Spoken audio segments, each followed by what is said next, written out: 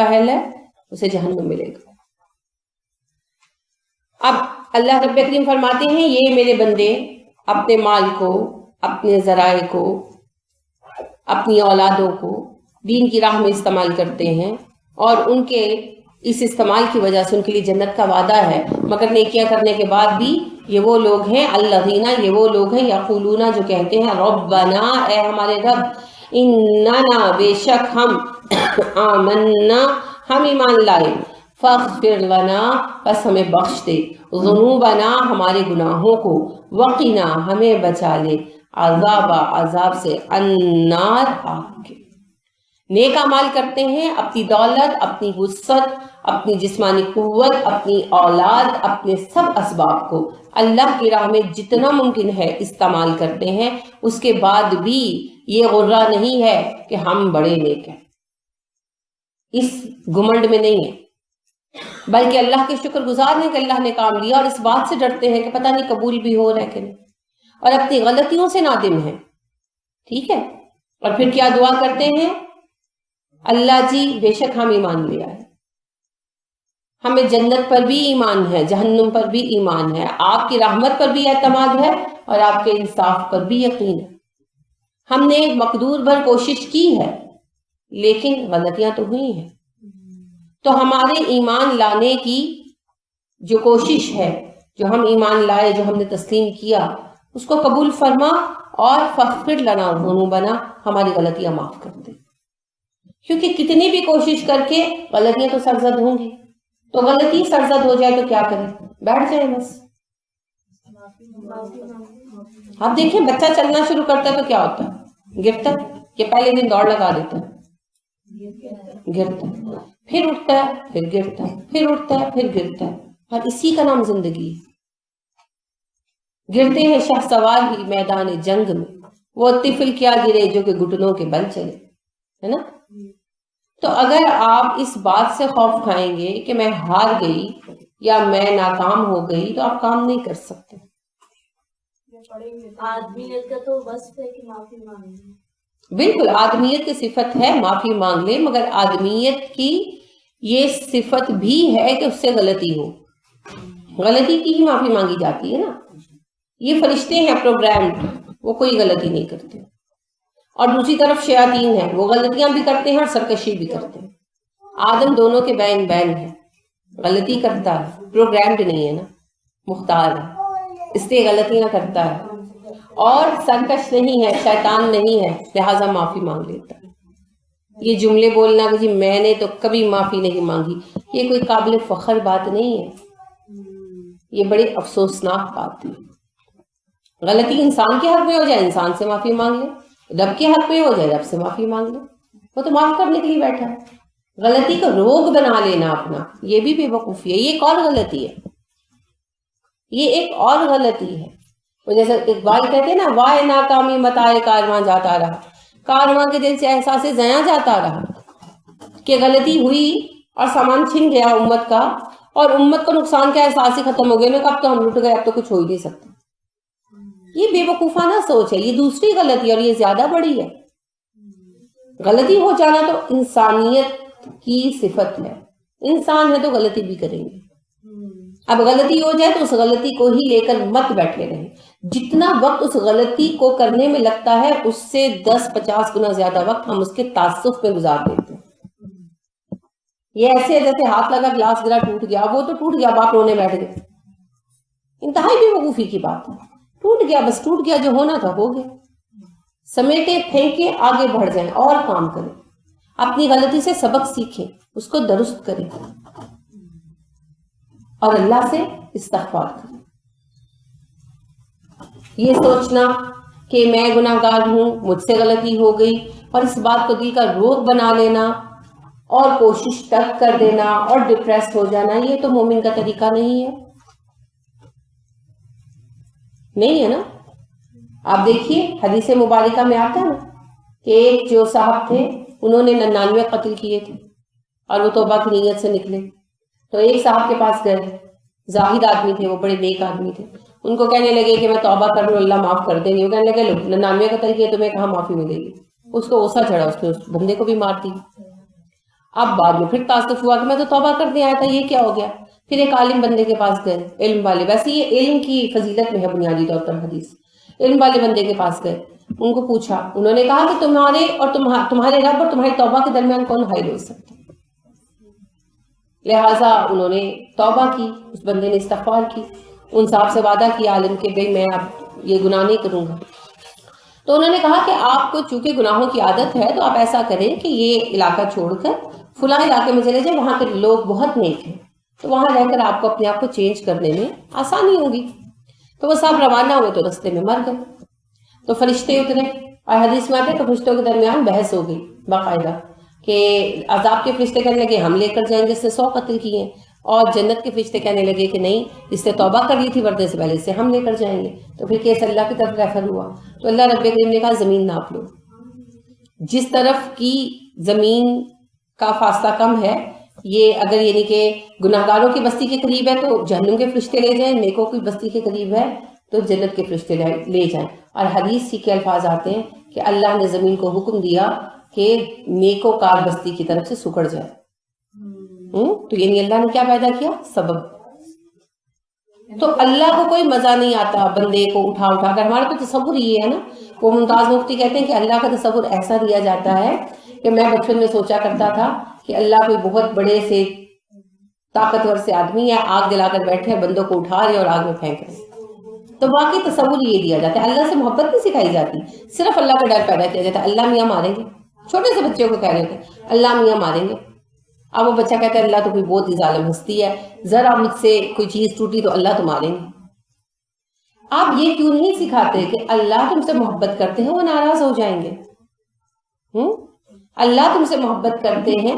اب دیکھیے بڑا فرق ہے ہماری اور اہل عرب کی سوچ میں۔ میں نے کیلنڈر ڈاؤن لوڈ کیا مکہ یونیورسٹی کا، تو اس میں ایک آپشن انہوں نے آٹومیٹک رکھا ہوا ہے کہ نماز کا ریمائنڈر دیتے ہیں، تو نماز کے ریمائنڈر آتے ہیں تو لکھا ہوتا ہے اللہ آپ سے محبت کرتا ہے، نماز کے لیے چلیے، یہی لکھا ہوا آتا ہے۔ ہم لوگوں نے ہر چیز کو صرف ڈر کے ساتھ وابستہ کر رکھا ہے۔ اللہ کا ڈر بھی ہونا چاہیے لیکن پہلے محبت ہونی چاہیے۔ آپ مسلمانوں کے دل ٹٹول کر دیکھ لیجئے، اللہ رب کریم کے ساتھ ان کی محبت نہیں ہے، وابستگی نہیں، ہم نے انہیں رب سے دور کر دیا ڈرا ڈرا کر۔ تو اللہ معاف کرنا پسند کرتے ہیں، اللہ غلطیوں کو معاف کرنا پسند کرتے ہیں، سزائیں دینا پسند نہیں کرتے۔ لہٰذا حدیث قدسی ہے، اللہ رب کریم ارشاد فرماتے ہیں اے ابن آدم، اگر تو مجھے رب واحد مانتے ہوئے مجھ سے معافی مانگے گا تو میں تجھے معاف کر دوں گا، چاہے تیرے گناہوں سے زمین کے کنارے تک بھر گئے اور آسمان کے کنارے تک بھر گئے، مجھے کسی کی پرواہ نہیں ہے۔ کہ انہیں زمین و آسمان بھر گئے ہو نا گناہ سے، اللہ کہتے ہیں تب بھی مجھ سے معافی مانگو گے میں معاف کر دوں گا۔ ہمیں تو معافی پر بھی یقین نہیں، تو لہٰذا اللہ سے معافی مانگے، جب تھک جائیں اللہ سے کہیں اللہ جی میرا بوجھ اٹھا لو، اور اللہ سے گناہ سے جب معافی مانگے تو اعتماد بھی رکھیں کہ اللہ نے معاف کر دیا، یہ مت سوچتے رہے نہیں جی پتہ نہیں معاف کیتا کہ نہیں کیتا، نہیں ایسے تھوڑی ہوتا ہے۔ ایمان کے بعد سب سے بڑی چیز ہے یقین، اللہ کی رحمت پر یقین رکھیے، ہاں اس گناہ کو دوبارہ کرنے سے اجتناب کیجیے، اس سے بچیے، کوشش کیجیے، اللہ سے توفیق بھی مانگیے، لیکن اللہ کے معاف کر دینے پر یقین رکھیے، اللہ معاف کر دینے والا ہے، ٹھیک ہے۔ وقنا عذاب النار، اللہ ہمیں آپ کے عذاب سے بچا لے، ہمیں معاف کر دے، ہمیں جہنم کے عذاب سے بچا لے۔ تو یہ دعائیں مانگتے، تو یہ دعائیں مانگے، اللہ رب العالمین توفیق عطا کریں گے۔ جو مسئلہ جتنا مشکل ہو اس پر اتنی شدت سے دعا مانگے، ٹھیک ہے، کثرت سے دعا مانگا کریں، اللہ کی محبت مانگا کریں۔ ہمارے اندر نا اصل میں مسئلہ یہ ہے کہ اللہ سے محبت ڈیولپ نہیں ہو سکی، اور مجھے پھر کہنے دیجیے کہ اللہ سے محبت کی طلب اور خواہش مجھے انہی علماء کی کتابیں پڑھ کر پیدا ہوئی جنہیں ہمارے یہاں عرف عام میں وہابی کہا جاتا ہے، یعنی کہ عرب علماء۔ اللہ اور رسول صلی اللہ علیہ وسلم کی محبت کا صحیح تصور اور وجود انہی کی کتابوں سے آتا ہے۔ وہ جس طرح تذکرہ کرتے ہیں ہمیں تو وہ تذکرہ کرنا بھی نہیں آتا۔ میں آپ سے حقیقی بات کہہ رہی ہوں، اور آپ جیسے جیسے کوئی بھی کتاب، میں کسی عالم کو ریفر نہیں کر رہی، کوئی عرب عالم ہو، آپ ان کی کتاب کو جیسے جیسے پڑھتے جاتے ہیں اللہ اور رسول صلی اللہ علیہ وسلم کی محبت کے نئے نئے رنگ واضح ہوتے جاتے ہیں، گہرائی ہو جاتے ہیں بالکل. تو اللہ رب کریم اور نبی کریم صلی اللہ علیہ وسلم کی محبت جو ہے نا، یہ ایک گلدستہ ہے رنگ برنگا، اس میں بہت سارے پھول ہیں، وہ پھر واضح ہوتے جاتے ہیں، وہ نظر آتے جاتے ہیں اور زندگی کلرفل ہو جاتی ہے. تو ایمان کی پھر لذت آنے لگتی ہے، خوشبو محسوس ہونے لگتی ہے، رنگ بکھر جاتے ہیں. ایمان ایک بے نور سی بے جان سی چیز نہیں رہتی وہ کونے میں پڑی ہوئی ہے، نہیں، رنگ برنگے گلدستے کی شکل اختیار کر لیتا ہے. آپ کو کبھی ایک چیز کا لطف آتا ہے تو کبھی دوسری چیز کا لطف آتا ہے. تو یہ سب اللہ کی محبت سے ہو سکتا ہے. اللہ مزید ارشاد فرماتے ہیں الصابرین، یہ لوگ صبر کرنے والے ہیں. کیسے ہیں صبر کرتے؟ کس چیز پر؟ دین پر چلنے میں جو بھی مصیبت آئے ہے نا، دین پر چلنے میں نیکی کرتے ہوئے بھی صبر کرنا پڑتا ہے، اپنی خواہش کو روکنا پڑتا ہے، اور برائی سے بچتے ہوئے بھی صبر کرنا پڑتا ہے. بہت ساری چیزیں ایسی جو خواہشات ہوتی ہیں اور ہم انہیں اس لیے چھوڑ دیتے ہیں کہ وہ بری ہے، ٹھیک ہے. اور پھر نیکی کرتے ہوئے جو مصیبت آ جائے، مشقت آ جائے، جیسے حج آپ کرنے جاتے ہیں، نیکی ہے نا، مشقت ہے، روزہ رکھتے ہیں مشقت ہے، نماز بھی تو مشقت ہے، تو یہ ساری مشقتیں خوشی سے برداشت کرنا یہ بھی نیکی ہے اور صبر ہے. اور پھر اللہ کی طرف سے آزمائش آ جائے اس پر ٹھہرنا، وہ بھی صبر ہے، ٹھیک ہے. والصادقین، اور سچے، سچ بولنے والے نہیں، سچے. کون ہوتے ہیں سچے؟ یہ بڑی اہم بات ہے جی. میں نے پہلے کہا سچ بولنے والے نہیں، سچے. جنت کی طلب کا رٹا تو سب نے لگایا ہوا ہے نا، ان کے عمل سے نظر بھی آئے کہ جنت کی طلب ہے نا. ایک بندہ کہتا ہے کہ مجھے تو جنت چاہیے، مجھے تو جنت چاہیے، میں تو جی بس اللہ جنت عطا کر دے ہوں، اور 24 گھنٹے جو ہے وہ رشوت لے رہے ہیں اور کھا رہے ہیں یا اسمگلنگ کا مال کھا رہے ہیں. خاتون کہتی ہیں جی بس دعا کریں انجام بخیر ہو، اسلام پر موت آئے، اور یعنی جو ہے بال بکھرائے ہوئے ہیں اور بالکل جو ہے بازاری عورتوں والا حلیہ بنایا ہوا ہے اور پھر نہیں. ہمارے نبی صلی اللہ علیہ وسلم نے کہہ دیا نا، جو عورت خوشبو لگا کر گھر سے نکلی وہ زانیہ، جو بچتا زیور پہن کر نکلی وہ زانیہ. حدیث ہے نا، میں تو نہیں کہہ رہی.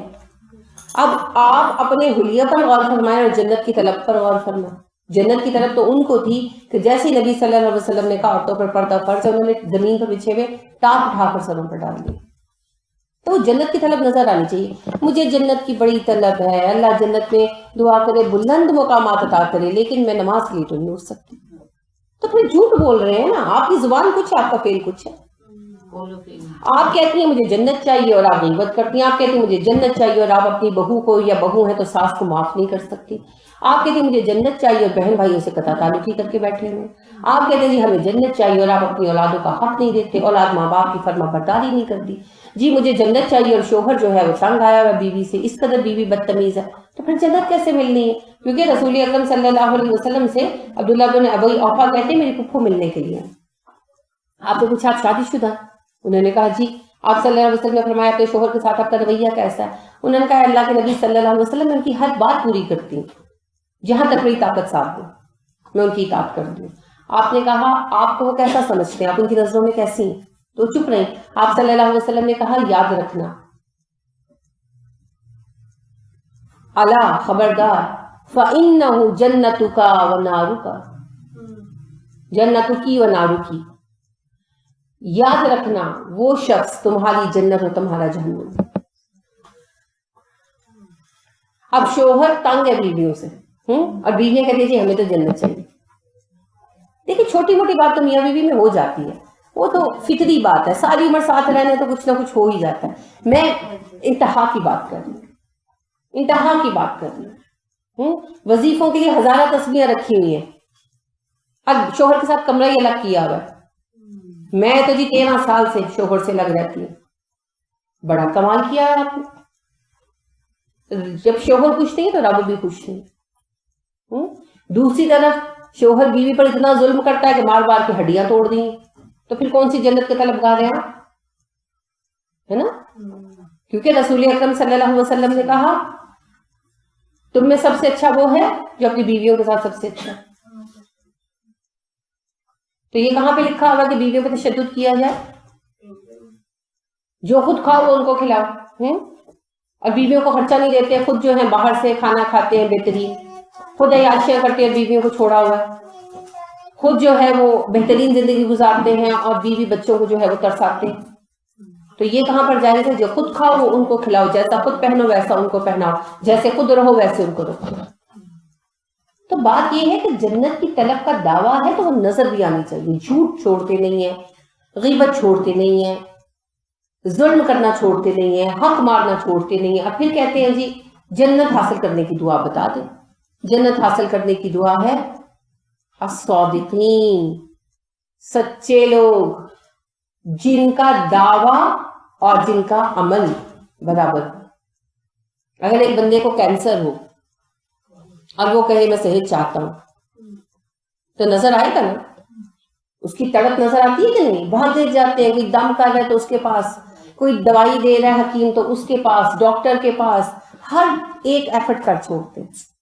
کینسر تو بڑی چیز ہے، کھانسی لگ جائے ٹھیک نہ ہو رہی ہو جاتا ہے نا، موسم بیچ میں اس طرح کا ہوتا ہے کہ کھانسی لگتی ہے اور جاتی نہیں ہے، تو کیا کیا کچھ کرتے ہیں، جو کوئی ٹوٹکا بتاتا ہے، کوئی امرود جلا کے اس کی داغ کھا رہا ہے جی وہ ڈاکٹر ٹوٹکا بتایا کسی نے، کوئی جو ہے وہ شہد کالی مرچیں کھا رہا ہے، ہر ٹوٹکا کر چھوڑتے دوائیوں کے علاوہ، کیونکہ طلب ہوتی ہے نا، طلب ہوتی ہے اندر۔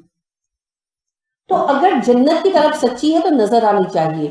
رسول اکرم صلی اللہ علیہ وسلم نے کہا میں نے کسی جنت کے طلبگار کو پوری رات سوتے نہیں دیکھا، اور کسی جہنم سے بچنے کے خواہش مند کو پوری رات سوتے نہیں دیکھا، وہ تہجد میں اٹھتے ہیں۔ تو دعوے کرنے جنتوں کے اور حرکتوں پر ایک ذرہ برابر کمپرومائز نہ فرمانا، تو پھر یہ جھوٹ ہے، جھوٹا دعویٰ، اسی کا نام منافقت ہے۔ ٹھیک ہے؟ تو یہ دھیان رکھنا ہے کہ دعوے میں جھوٹے تو نہیں، دعوے میں جھوٹے تو نہیں۔ والقانتین، اور اطاعت گزار ہے، کس کے؟ سب سے پہلے تو اللہ کے، پھر مرد اپنے ماں باپ کے، بیویاں اپنے شوہروں کی، پھر اس طرح جیسے بھی رشتوں میں اطاعت ہے، امیر کی اطاعت، سبھی طرح سے۔ والمنفقین، اور خرچ کرتے ہیں اللہ کی راہ میں، انفاق فی سبیل اللہ کرنے والے ہیں، رشتہ داروں پر خرچ کرتے ہیں، اللہ کے بندوں پر خرچ کرتے ہیں، دین کی راہ میں خرچ کرتے ہیں، اور یہ سب کچھ کرنے کے باوجود والمستغفرین بالاسحار، رات کے پچھلے پہر اٹھتے ہیں اور اللہ سے معافیاں مانگتے ہیں۔ دو باتیں، یہ سارا کچھ کر کے بھی، صدقات کر کے بھی وہ عبادت کرتے ہیں، تہجد میں اٹھتے ہیں، سوئے نہیں رہتے، اور استغفاریں پڑھتے ہیں۔ یہ نہیں کہتے بھئی ہم نے تو اتنا کما لیا، ہمیں تو جنت ملنے کے لیے۔ وہ قبول کرے یا نہ کرے، کون سی بیچ میں خامی نکل آئے وہ صرف وہی جانتا ہے۔ تبھی تو وہ رویا کرتے تھے کہ اللہ برابر سرابر حساب کر دے میرا، نہ انعام دے نہ سزا دے۔ اور تبھی تو ابو طلحہ رضی اللہ عنہ جیسے صحابی کہتے تھے میں مر جاؤں تو بس اللہ دوبارہ نہ اٹھائے، بس میں مٹی ہو جاؤں دوبارہ نہ اٹھائے، حساب نہ لے مجھ سے۔ تو لہٰذا نیکی پتہ نہیں کون سی قبول ہوئی کون سی نہ ہوئی، وہ فارسی مصرع ہے نا، گر قبول افتد زہے عز و نصیب، اگر آپ اس کو قبول کر لیں تو میری عزت اور نصیب کی بات ہے۔ تو ہماری حرکتیں تو ہماری نیکیاں جو ہیں نا ہماری جیسی حقیر ہیں، کہیں نہ کہیں کوئی نہ کوئی خرابی لگی ہوئی ہے، اللہ قبول فرما لیتے ہیں، یہ اس کا احسان ہے۔ تو لہٰذا ان کو فکر لگی رہتی ہے پتہ نہیں ہمارے تھیلے میں سوراخ تو نہیں ہوتی ہے نا، تھیلوں میں سوراخ دیکھے کبھی؟ کہاں؟ چیزوں میں ڈلی ہوئی تو سوراخ بن جاتی ہے۔ اچھا، کبھی سفر میں ایسا تھیلا لے کر سفر کیا جو پھٹا ہوا ہو؟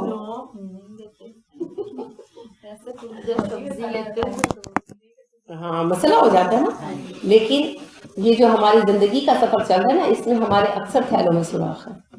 آپ کے ہیں؟ میرے تو بہت ہیں، اگر آپ کے نہیں ہیں تو آپ کو مبارک ہو۔ ایک سوراخ رفو کرتے کرتے کرتے دوسرے پہ نظر پڑ جاتی ہے، اس کو رفو کرنے لگتی ہیں تو پھر پہلے والا بڑھ جاتا ہے نا. سوراخ والے تھیلے بہت خطرناک ہیں، بہت خطرناک ہیں، حسرت کا باعث بنیں گے. پردہ کرتے ہیں، عبایا پہنتے ہیں، فیس ویل نہیں کرتے اور پورا میک اپ کر کے گھر سے نکلتے ہیں، سوراخ والا تھیلا ہے نا، فٹنگ والا عبایا یا پھر تیز خوشبو لگا کر گھروں سے نکل جانا. اور مردوں کے ساتھ آفیسز وغیرہ میں کام کرتے ہیں اور وہ خوشبو سے ظاہری بات ہے خوشبو ان کو جاتی ہے، اٹریکشن ہوتی ہے. اب کیا ہے یہ سوراخ والا تھیلا. اللہ کی راہ میں مال خرچ کیا اور اس کے بعد جتانا شروع کر دیا، سنانا شروع کر دیا، سوراخ والا تھیلا. نماز پڑھی اور رگڑ رگڑ کر نشان بناتے ہیں ماتھے پر، ہاں کہ لوگ دیکھیں. چلو خود بھی بن گئے لیکن بتایا میں تو رات سے 3 بجے سے اٹھا ہوا ہوں. ایک تو ویسے کسی کو کسی وقت کوئی ذکر ہو گیا نا، لیکن ہر وقت لوگوں کو سنانا، ہر وقت لوگوں کو بتانا، سوراخ والا تھیلا. رشتہ داروں کو کچھ دینا اور بعد میں مذمت کرنا ان کی بیٹھ کر، سوراخ والا تھیلا. مہمان آئے، خاطرداری کی، کھلایا پلایا، وقت دیا، پیسہ دیا، جب اٹھ کر چلے گئے تو غیبت شروع کر دی، سوراخ والا تھیلا. ماں باپ کی بات مانی، جو انہوں نے کہا وہ کیا اور پھر پیچھے جا کر منہ بنایا کہ یہ تو پیچھے ہی پڑے رہتے، سوراخ والا تھیلا. شوہر کا کام کیا، سب کچھ اس کی جو بھی ضرورت تھی پوری کر دی، جو اس نے کام کیا وہ کر دیا، اور جب کمرے سے نکلا تو کہا شکر ہے جان چھوٹی. سوراخ والا تھیلا. کر کے ضائع کر دیتے ہیں. ہم جتنا ظلم اپنے اوپر کرتے ہیں کسی پر نہیں کرتے. اللہ فرماتے ہیں وَمَا ظَلَمُونَا وَلَكِنْ كَانُوا أَنفُسَهُمْ يَظْلِمُونَ. انہوں نے ہم پر ظلم نہیں کیا، وہ بے وقوف تو اپنی جانوں پر ظلم کرتے تھے. ہم بھی اپنی جانوں پر ظلم کرتے ہیں. لہٰذا یہ جو ہے نا سوراخ والے تھیلے، ان کو رفو کر لیں. لہٰذا اینڈ پہ پھر حسرت ہاتھ نہیں آئے گی.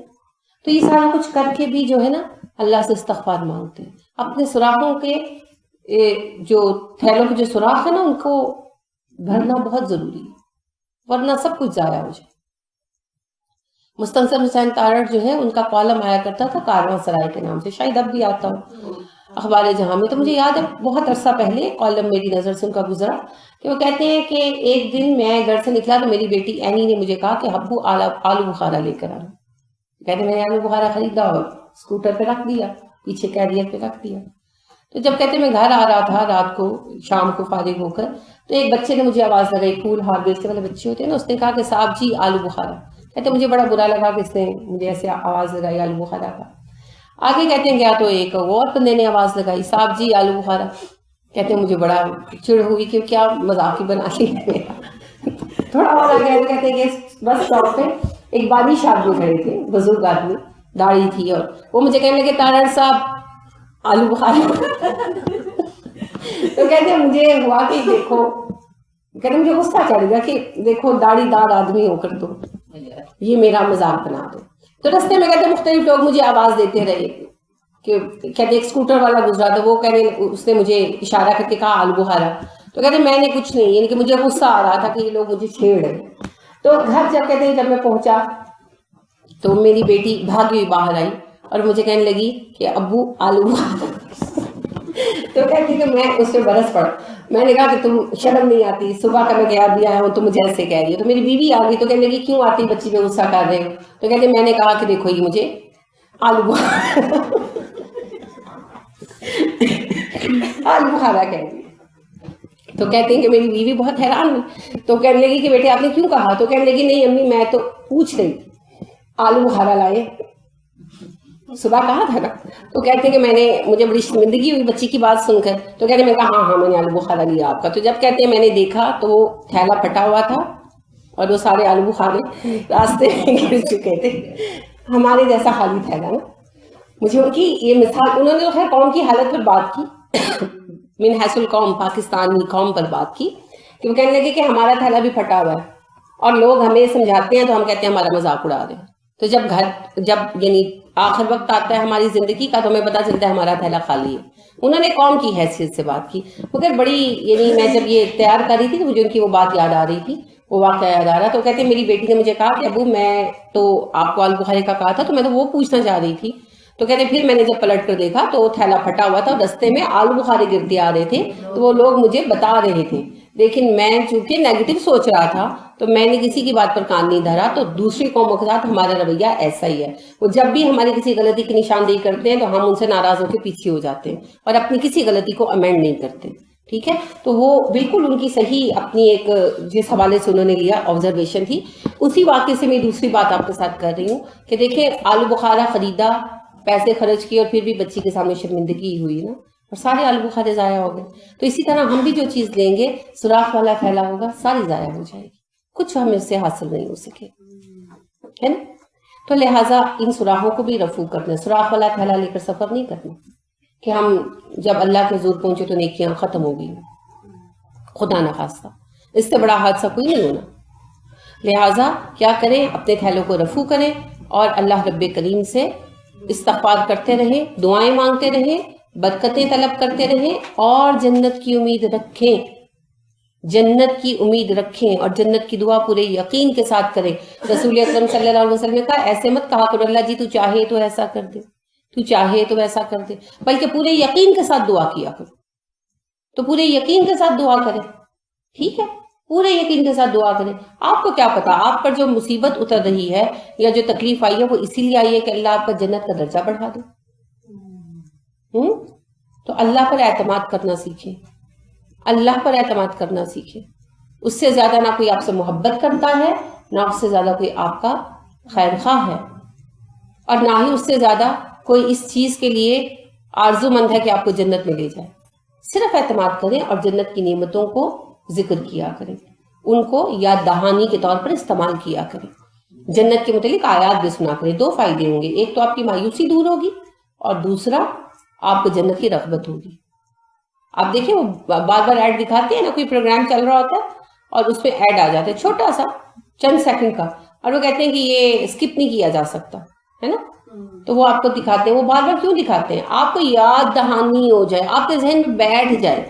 کبھی تو آپ وہ چیز لینے نکلیں گے نا, کبھی تو زندگی میں نکلیں گے جوڑا لینے, اور آپ کہیں گے اچھا وہ فلانی والی لون کا لینا ہے نا.